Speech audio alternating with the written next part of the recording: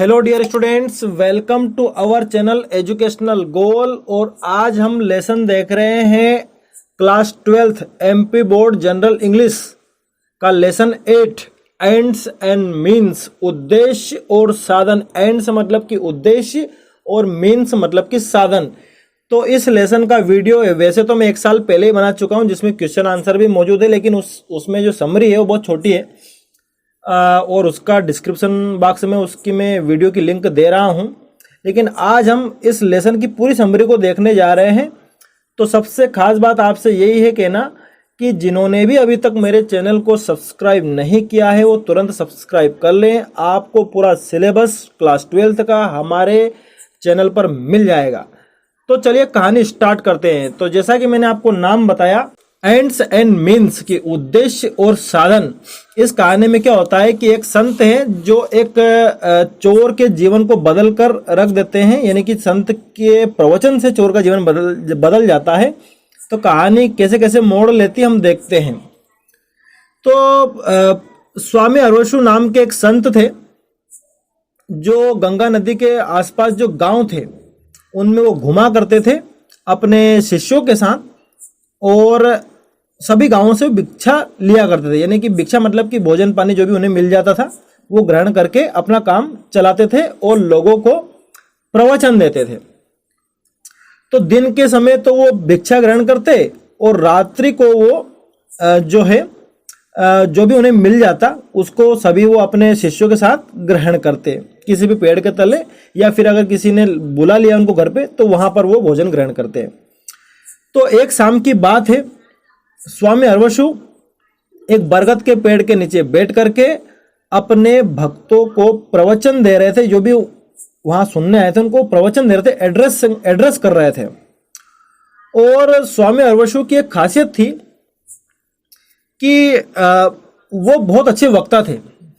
He was a good speaker, बहुत अच्छे वक्ता थे और अपने श्रोताओं को वो घंटों बांधे रख सकते थे अपनी वाणी से। यानी कि वो इतना बढ़िया बोलते थे कि अगर एक बार कोई सुनने बैठ गया तो उठ नहीं सकता। तो वो बरगद के पेड़ के नीचे बैठ करके गीता के ऊपर डिस्कोर्स कर रहे थे, गीता के ऊपर वो बात कर रहे थे। और गीता हमारी जो मद् भागवत गीता है उसका सामान्य व्यक्ति से क्या संबंध है, इस बारे में स्वामी जी अपने भक्तों को फेथफुल्स को बता रहे थे कि भाई गीता आपके जीवन के लिए कैसे जरूरी है और उसका सामान्य व्यक्ति से क्या संबंध है। तो जैसे ही उनका प्रवचन समाप्त हुआ उन्होंने अपना प्रवचन बंद किया, सभी लोग उनके प्रवचन को सुनकर चले गए। सिर्फ एक व्यक्ति रुक गया और वो व्यक्ति था बिरजू, जो कि एक चोर था। बाकी व्यक्ति तो प्रशंसा करके चले गए कि बहुत बढ़िया स्वामी जी ने कथा कही है, लेकिन बिरजू जो कि एक चोर था वो रुक गया। और वो वहां आया क्यों था? वो भीड़ देखकर आया था। वो चूंकि चोर था उसने देखी कि यहाँ तो बढ़िया भीड़ है और मैं आराम से 1-2 पॉकेट चुरा सकता हूं।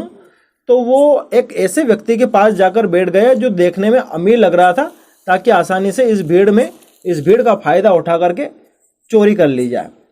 लेकिन जैसे जैसे वो स्वामी जी के शब्दों की तरफ ध्यान वो दे रहा था, उसने अपने आप को टोटली स्वामी जी के शब्दों में बंधा हुआ पाया। मतलब वो स्वामी जी की बातों से प्रभावित हो गया। चोरी करना तो उसका और कहीं चला गया, उसका दिमाग बढ़ गया। वो पूरा ध्यान अब जो स्वामी जी की बात पर उसका है कि स्वामी जी गीता में क्या क्या बता रहे हैं और उसका सामान्य व्यक्ति से क्या संबंध है। तो उस प्रवचन का बिरजू के ऊपर बहुत गहरा प्रभाव पड़ा और स्वामी जी के शब्दों ने उसे पूरी तरह से प्रभावित कर दिया। तो बिरजू तुरंत स्वामी जी के पास आया। स्वामी जी को उसने बताया कि स्वामी जी मैं एक चोर हूं, मेरा नाम बिरजू है।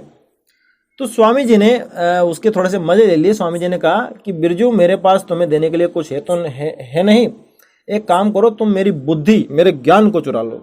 मतलब एक हिसाब से मजे लिए। आप सभी जानते हैं कि कोई किसी के ज्ञान और बुद्धि को चुरा नहीं सकता। तो बिरजू ने कहा कि स्वामी जी आपकी बातों से मैं बहुत ज्यादा प्रभावित हो गया हूं और मेरा पूरा जीवन जो अब तक मैंने जिया है वो सब मेरे सामने आ गया आपके प्रवचन सुन करके। और मैंने ये पाया कि मैंने अपने इस जीवन को लगभग वेस्ट कर दिया है। अब मैं पश्चाताप करना चाहता हूं। मतलब कि अब मैं एक ईमानदारी का जीवन जीना चाहता हूँ। तो स्वामी जी ने कहा कि ये तो बहुत अच्छी बात है, और अपने शिष्यों से भी पूछा कि देखो ये बिरजू सही कह रहा है, आप वो ईमानदार बनना चाहता है।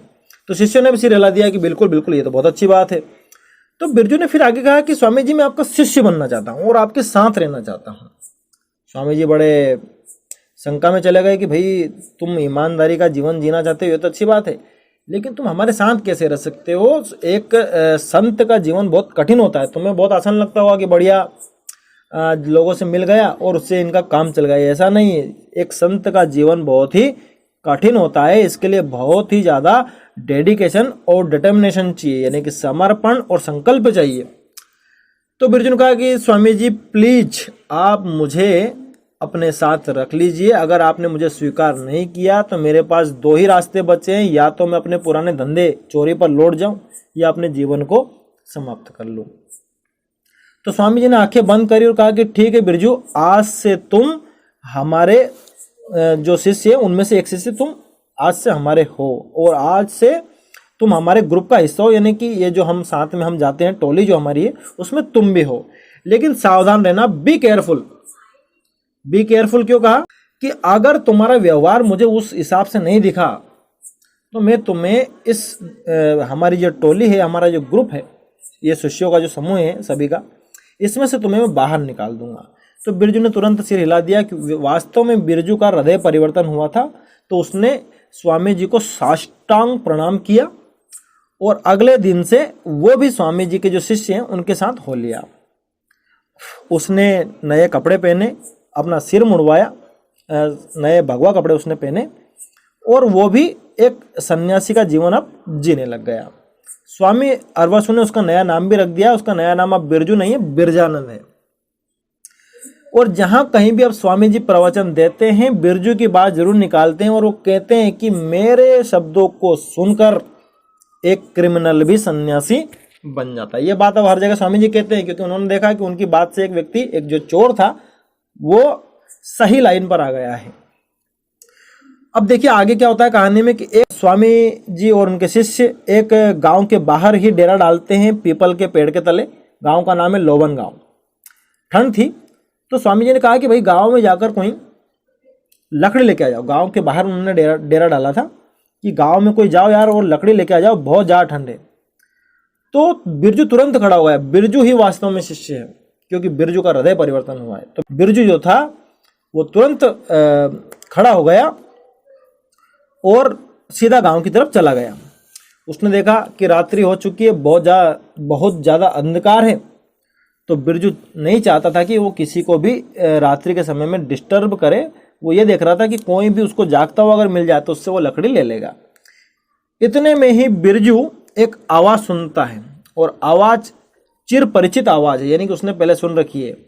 और वो ये पाता है कि ये जो आवाज़ है ये तो गांव के कॉर्नर से एक झोपड़ी में से ये आवाज़ आ रही है, और ऐसा लग रहा है कि कोई कुछ पका रहा है। पहले तो बिरजू को भी आश्चर्य हुआ कि इतनी रात्रि को कोई क्या पका रहा है।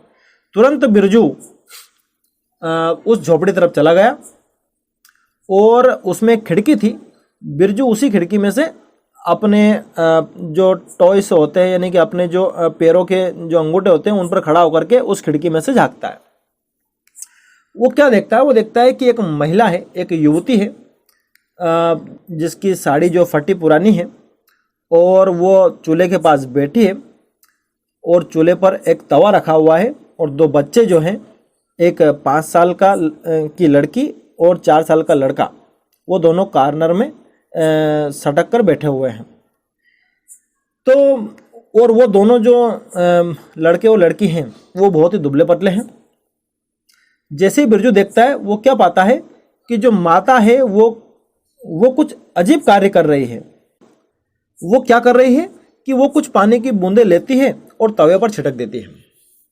और आप जानते हैं कि अगर तवा गर्म है और पानी की बूंदें आप डालेंगे तो एक आवाज़ आती है, पानी जो उड़ जाता है उसकी आवाज़। और वो आवाज़ बिल्कुल वही आवाज़ होती है जैसे भोजन किसी ने जब बनाया जाता है, जो सब्जी जो आप बनाते हैं वही आवाज़ है वो। तो इसी के साथ वो माता कुछ बड़बड़ाती भी है, मम्बलिंग करती है। मम्बलिंग मतलब कि बड़बड़ाती है। बड़बड़ाना मतलब किसी को सुनाई ना देना। बिरजू अभी दूर है, खिड़की में से झांक रहा है। तो बिरजू कुछ समझ नहीं पाया, वो तुरंत गेट पर आ गया और जैसे ही महिला ने बिरजू को देखा, बिरजू कौन से कपड़े पहना हुआ था? संत के कपड़े पहना हुआ था। तो महिला ने सोचा कि कोई संत है। तुरंत महिला पास में आई, पैर छुए और महिला ने कहा कि महाराज मैं बहुत ही भाग्यशाली हूँ जो आप मेरे यहाँ मेरे घर पर पधारे हैं, लेकिन मैं बहुत ही दुर्भाग्यशाली भी हूँ क्योंकि मेरे पास आपको देने के लिए कुछ भी भिक्षा का सामान नहीं है। तो बिरजू ने कहा कि वो बात तो ठीक है, पर मैं कुछ देर से आपको देख रहा हूँ, आप ये क्या कर रहे हैं? तवे पर पानी छिड़क रही है, फिर पानी उड़ जा रहा है, फिर पानी छिड़क रही है, क्या सब है? तो महिला बताती है कि मेरे घर में अनाज का एक भी दाना नहीं है और मेरे बच्चे भूखे हैं, तो उनको मैं ये आभास दिला रही हूँ कि भोजन बन रहा है और इस भ्रम में वो सो गए हैं। मैं उनको सुलाना चाहती हूँ क्योंकि वो भूखे भी हैं, उनको नींद नहीं आ रही थी, तो मैं उन्हें बता रही हूँ कि भोजन बस बनने ही वाला है और इसी उम्मीद से वो सो गए हैं। बिरजू जैसे ही दोनों बच्चों को देखता है तो देखता है कि बच्चे बहुत ही कमजोर हैं और उसकी आंखों से आंसू आ जाते हैं। बगैर कुछ कहे वो तुरंत झोपड़ी से बाहर आता है, गांव की गलियों में वो छानबीन करता है और तुरंत वो एक राशन की दुकान ढूंढ लेता है और कुछ मिनट में ही वो राशन की दुकान का ताला खोल देता है और वहाँ से 2 बैग वो राशन के भर के लेके आ जाता है और महिला के चरणों में रख देता है। और जब वो ताला तोड़ता है तो उसको ऐसा लगता है कि अभी भी मैं अपनी जो स्किल है, अपना जो गुण है चोरी करने वाला, लगता है अभी भी मैं भूला नहीं हूँ, क्योंकि वो तुरंत ही ताला खोल देता है। तो महिला के कदमों में रखकर वो कहता है कि इससे आपकी 3 महीने की व्यवस्था हो गई है। इससे पहले कि महिला पूछती कि भाई कहाँ से लाए, बिरजू वहाँ से चला जाता है। और आप जानते हैं बिरजू लेने क्या आया था? लकड़ी लेने के लिए आया था, क्योंकि संत ने मंगाई थी, बहुत ठंड उस दिन थी। तो बिरजू देर से पहुंचता है। स्वामी जी उससे पूछते हैं कि बिरजू इतनी देर तुमने कहाँ लगा दी? तुम्हें मैंने लकड़ी लेने के लिए कब का भेजा था? तो बिरजू ने पूरी घटना सुना दी। जैसे ही स्वामी जी ने घटना को सुना, स्वामी जी तो आग बबूला हो गए। उन्होंने कहा कि एक चोर कभी नहीं सुधर सकता, तुमने वास्तव में चोरी बिरजू आखिरकार कर ली। तो बिरजू गिड़गिड़ाता है स्वामी जी के सामने और कहता है कि स्वामी जी मैं क्या करता, बेचारे बच्चे। लेकिन स्वामी जी ने कहा कि नहीं, तुम्हारी कोई सी भी बात तुम्हारे इस कार्य को सही सिद्ध नहीं ठहरा सकती। वो कहते हैं कि the end can not justify the means, कि उद्देश्य तुम्हारे साधनों को सही नहीं ठहरा सकता। यानी कि तुम्हारा उद्देश्य बने अच्छा हो, बच्चों को भोजन देना हो, लेकिन तुम्हारे साधन तो गलत है, तुमने चोरी करी है। तो तुम्हारा ये मेरे साथ आखिरी दिन है। कल सुबह से मैं चाहता हूं कि तुम दूर चले जाओ। मैं तुम्हारा ये पापी चेहरा फिर से नहीं देखना चाहता हूं। बेचारा बिरजू वहीं सो जाता है। तो अगली सुबह एक घटना होती है। आकाश में सुबह से बहुत ज्यादा प्रकाश हो जाता है। तो वो देखता है कि स्वामी जी और जो बाकी शिष्य भी उठ गए हैं और सभी अपने आंखें रगड़ करके उस आकाश में जो उजाला हो रहा है, बहुत ही दिव्य जो प्रकाश है, उसको देख रहे हैं। वो क्या देखते हैं कि एक बहुत ही बड़ा पक्षी के आकार का कुछ वाहन आकाश से उतर रहा है। तो किसी ने कहा कि ये तो भाई पुष्पक विमान है। तो स्वामी जी कहते हैं कि बिल्कुल तुमने सही कहा, ये पुष्पक विमान है और लगता है भगवान इंद्र ने मुझे स्वर्ग में लाने के लिए भेजा है। स्वामी अरविंद कहते हैं उन्हें पहले से लग रहा है कि उन्हें ही लेने के लिए आया है। तो बाकी शिष्य उनको प्रणाम कर लेते हैं। तो आगे स्वामी जी कहते हैं कि आज लगता है मेरे निर्वाण का समय आ गया है, मेरे मोक्ष का समय आ गया है। मैं जन्म और मृत्यु के इस चक्र से मुक्त हो गया हूं। मैंने जीवन में कोई भी पाप नहीं किया और मैं कभी भी धर्म के रास्ते से विमुख नहीं हुआ हूं और इसी का मुझे आज इनाम मिला हुआ है। अभी जो है पुष्पक विमान नीचे नहीं उतरा है, उसके पहले ही स्वामी जी ने इतनी सारी बातें कर दी है कि उन्हें ही लेने के लिए ये विमान आया है। तो जैसे ही विमान नीचे उतरता है, उसमें से एक व्यक्ति उतरता है जिसके कपड़े बहुत ही सुंदर हैं। वो दिव्य वाहन में से उतरता है और वो कहता है कि मैं ब्रह्मदूत हूं और मुझे लॉर्ड इंद्र ने भेजा है, भगवान इंद्र ने मुझे भेजा है।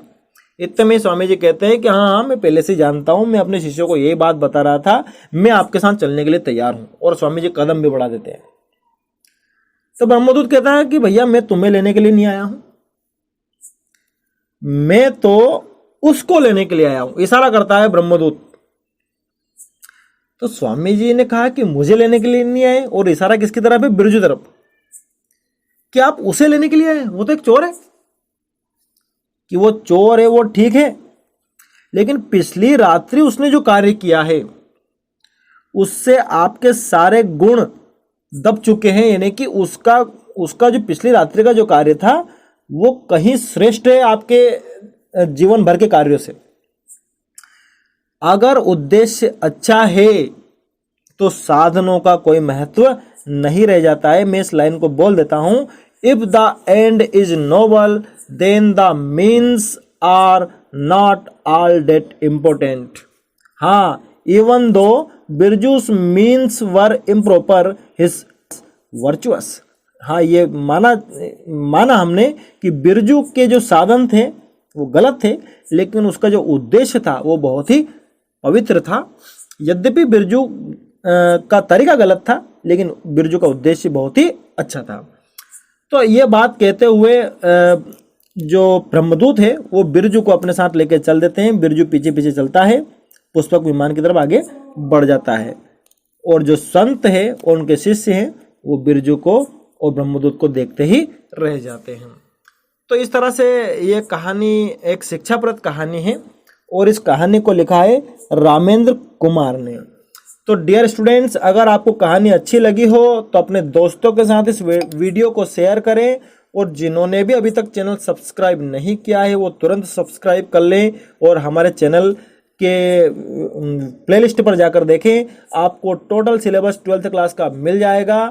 Thanks for watching this video.